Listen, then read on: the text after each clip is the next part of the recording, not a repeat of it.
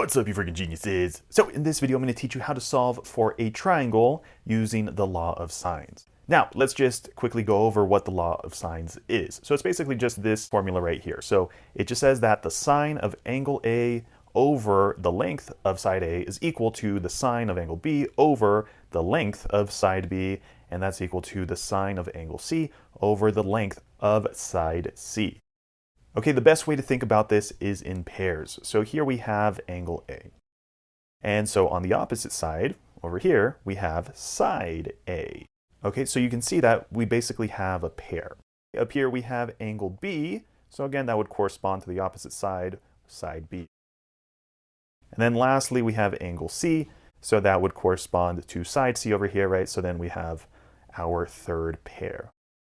So as you can see, we have triangle ABC, and we're given a couple side lengths, right? This is 11, this is 20, and this angle right here is 115 degrees, all right? So the first thing we want to do is just label our entire triangle so we know where all the angles are and where all the sides are, okay? So for instance, let's start with angle A. So if this is angle A, that means the opposite side must be side A, right? If this is angle B, then that means this opposite side over here must be side B. And up here, this is angle C, so that means this opposite side down here must be side C. Okay, great. So now that we have our three sides labeled, now let's plug in what we know into our formula. And again, you want to think about this in pairs. So first, you want to see if there's a pair that's already given, and normally there will be, okay? So in this case, you might notice that we have this pair that's already given, right? We have angle A given as 115 degrees, and side A is given as 20. Okay, so let's plug that into our formula up here. So the sine of angle A, in this case, would be the sine of 115 degrees, right? Angle A, in this case, is 115 degrees, and that's going to be over the length of side A, which again is 20.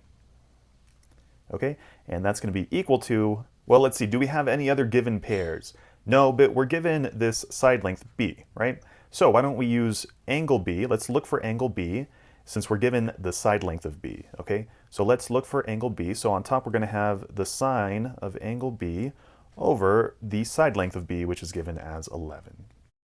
So the first thing we can do is simplify this left side since we have all the numbers already, right? So if you plug this into your calculator, the sine of 115 divided by 20, you should get that this is approximately equal to 0.045, all right? And we're saying that that's equal to the sine of angle B over 11, all right? Now to isolate the sine of angle B, we can get rid of this 11 by multiplying both sides by 11, right?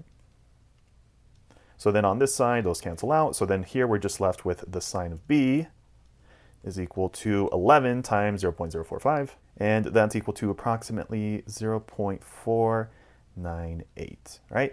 Now here we're trying to solve for B, right? So we need to get rid of this sine somehow, and to do that we need to take the inverse sine of both sides, right? So I'm going to take the inverse sine of this side over here of sine of B, and what we do to one side of an equation we have to do to the other, right? So we have to take the inverse sine of this side over here also, which is 0.498, right? And we're saying that these are equal to each other, okay? Now, whenever you take the inverse sine of sine, they basically just cancel each other out, and you're just left with B, right? Angle B in this case. So we're going to get that B is equal to the sine inverse of 0.498, approximately 29.9 degrees. Great, so now we know what angle B is equal to. All right, now the last thing we have to do is solve for angle C and for side C. And luckily, since we have two angles, it's going to be easy to find this last angle because remember, whenever you add up all three angles inside of any triangle, they should add up to 180 degrees, right? So here we could simply say 115 plus 29.9 plus angle C, right? Angle C should be equal to 180. All right, so then here we could see that angle C should be equal to approximately 35.1 degrees, all right? 35.1 degrees. Woo! All right, we're almost there. So the last thing we have to do is just solve for side C over here. All right, so again, let's use our formula. And let's stick with sine of A over A because that one was given, right? So we know that one's right, so let's just keep using it. So the sine of angle A, which is 115 degrees, over the length of side A is 20. And now we're going to say it's equal to this one, right? So the sine of angle C, which in this case is 35.1 degrees, and that's over side C, which we don't know yet, right? Okay, now if we simplify this again, remember this was equal to 0.045, and that's equal to the sine of 35.1 degrees over side C. Okay, so we're looking for the length of side C.